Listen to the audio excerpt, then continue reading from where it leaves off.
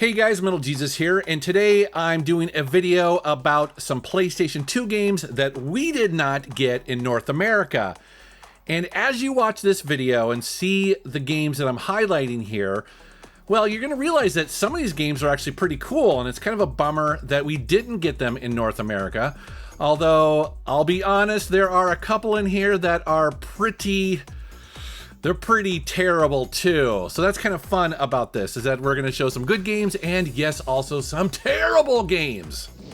Starting with Demolition Girl. Oh, wow. Okay, where do I start with this game? So, first of all, it's not going to be any surprise to anybody, but this is actually a Japanese game that got translated over into the PAL version.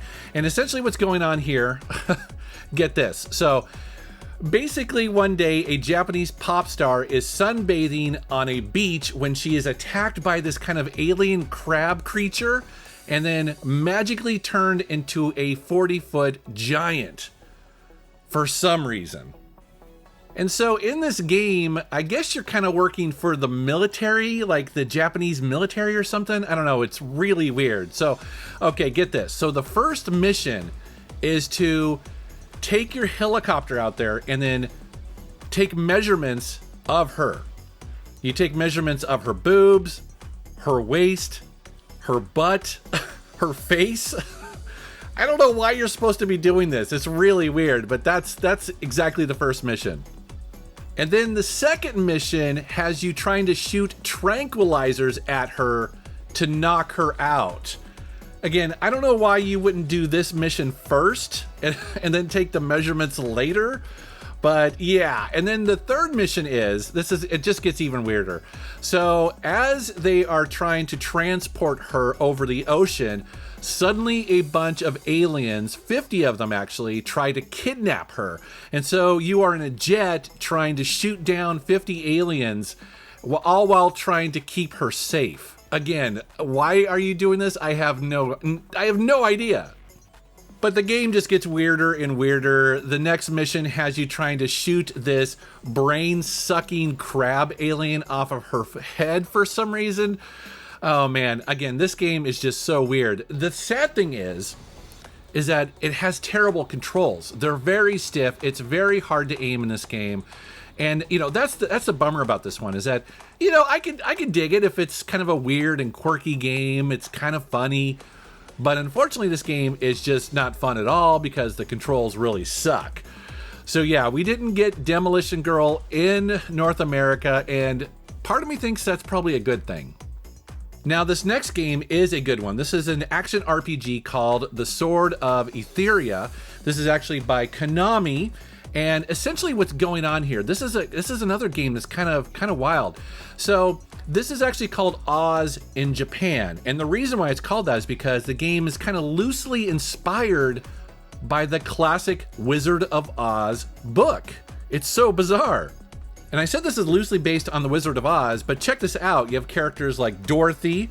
You also have Toto, which is her pet. Now, obviously in the movie, that's a dog.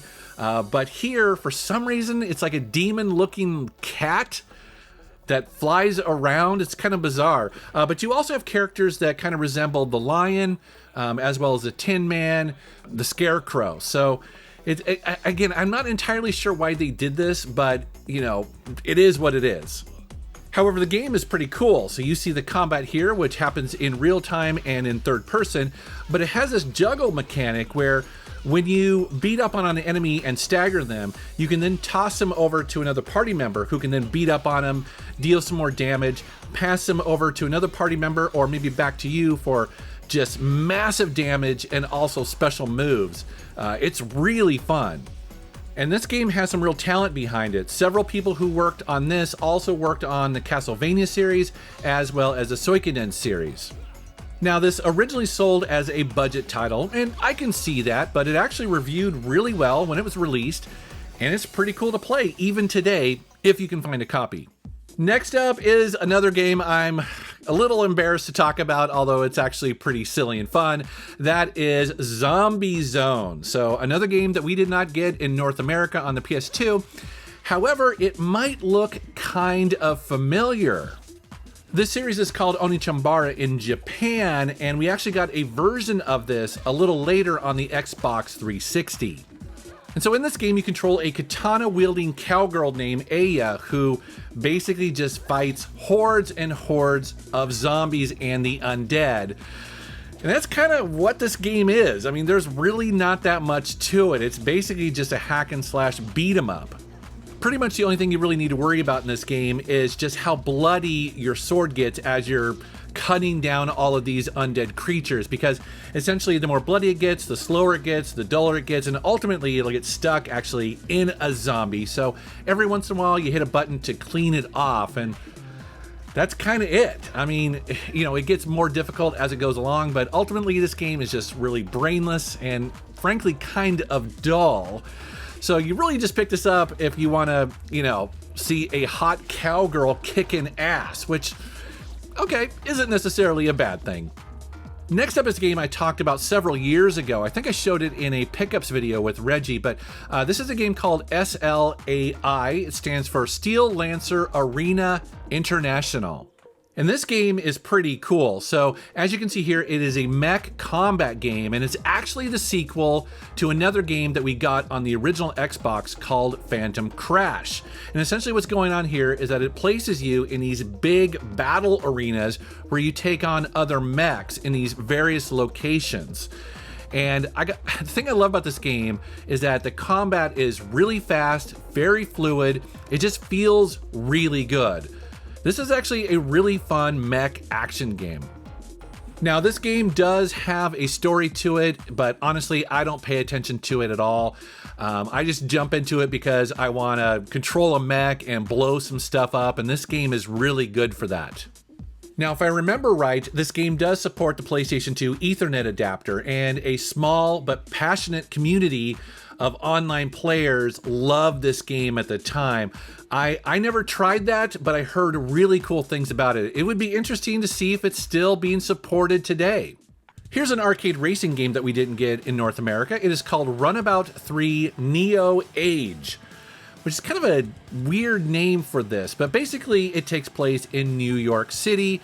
And as you can see here by this gameplay footage, it is a total arcade racing game, but it has its own vibe. It has its own thing going on here. So essentially what's going on here is that each race has its own missions and things you either need to take out or deliver, but it's all wrapped around this idea of destruction. This game definitely supports and encourages just total destruction as you're driving around New York City. So you'll see in this footage as I'm driving around, I'll hit things like a lamppost or maybe a table and chair sitting alongside the road or another car. And down in the lower right, you'll see total amount. And so that's how much damage I'm doing as I'm trying to complete this mission. It kind of reminds me a little bit of Crash Mode in Burnout, although as far as I can tell, it doesn't look like it really is part of the goal. You really just need to get there before the time runs out, otherwise you'll get, a time penalty. And some of my favorite parts of this game is when you're taking these massive jumps. Again, it's not the most sophisticated arcade racing game, and at times it definitely feels like a budget title, but I'm having a lot of fun with it. Next up is a shooter called Xyanide Resurrection.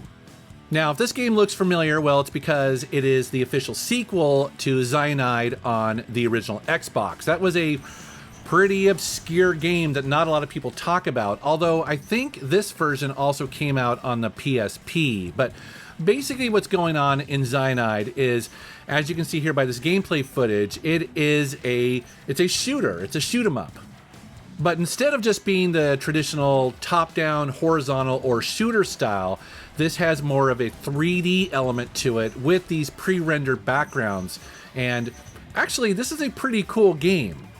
In many ways, this game actually kind of reminds me of Panzer Dragoon Saga, because essentially what you can do is rotate your ship 360 degrees to attack people who are either in front of you or on the side or behind you, and you kind of need to do that because they're coming at you at all angles.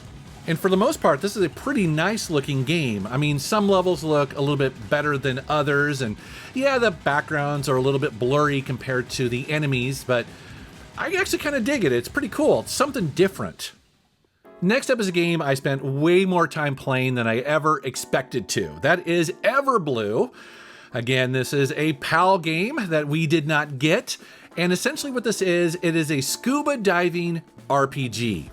So what's going on here? Well, you play as a novice scuba diver that goes to this little village, and you start hearing rumors about sunken treasure, and you and your buddy decide that you are going to try to find it.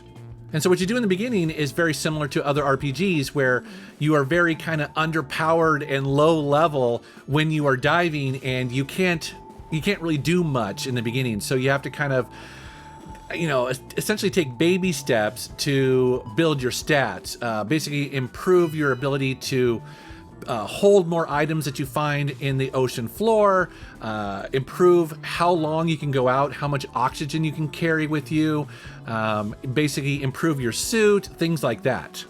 And as you find stuff when you dive, you take it back to town and you'll sell it for upgrades and things like that. You'll also talk to all the local residents of the village to find out their story, maybe get missions, you'll get quests, things like that. And when you do find a sunken boat, it can almost feel like almost like a survival horror game a little bit, because there is danger in the water. And so my only warning to people who might pick this up is that the game does start really slow, but trust me, it gets pretty addictive as it gets along because the story starts to open up, you go to other locations. It's pretty cool. By the way, the developer of this game went on to make Endless Ocean on the Nintendo Wii. So if you like that little hidden gem, well, this is kind of where it all started. Next up is a curious little game called Dragon Sisters, and initially I picked this up because I just thought it looked really cool. Maybe it's a budget title, I'm not sure, but actually it looks and plays better than you might think.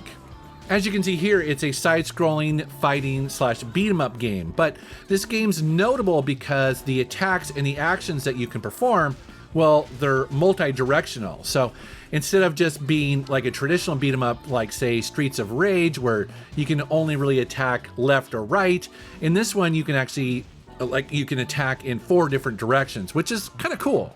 And as you can see here, it does have pretty cool graphics and animation. So again, this is a game that we never got in North America, and yeah, I kind of dig it. Okay, oh man, all right, so we're gonna talk about Street Golfer. Dear Lord, this game is terrible. So what's going on here? Well, just like the name suggests, it is a golfing game that takes place on the streets of Tokyo. Now, in theory, I kind of like that idea of a game, right? You know, something new, something different. Instead of playing on yet another, you know, traditional golf course, we are in the streets. But let me tell you, it's not fun at all. First off, it's just annoying to play in the streets because, man, you're trying to get around corners, and you know, on a golf course you can usually hit over a tree, but here it's almost impossible to hit over a building, and many times the game just won't let you do it at all, even if you think you might be able to do it. So you're bouncing around, your ball's going this way, it's going that way. It has kind of like a mind of its own. It's just, oh, it's so annoying. And then when it comes time to putt, well, the controls are way oversensitive. It's almost like they've never played another golfing game before, because the first time I landed there, I was like, you know, typically you have to kind of very quickly hit these where, you know, you hit the button where it tries to do a little bit of power, but every single time I did it, it was just blowing right past the hole no matter what I did. So you actually have to just barely hit that button super quick to even have a chance to get it into the hole. Oh man, it's so annoying. And again, I actually like arcade golfing games, and I like games that try to do something different, but this is a swing and a miss. All right, guys, well, that is a quick look at 9 PlayStation 2 games that we did not get in North America, but as you see here, I have a bunch more that I could talk about. Some of them good, some of them absolutely terrible. I would love to know what you thought about this video down in the comments below, and if you'd like to see me do another one of these. They are definitely fun to do, so let me know down in the comments. And as always, guys, I want to thank you for watching my channel. Thank you for subscribing, and take care.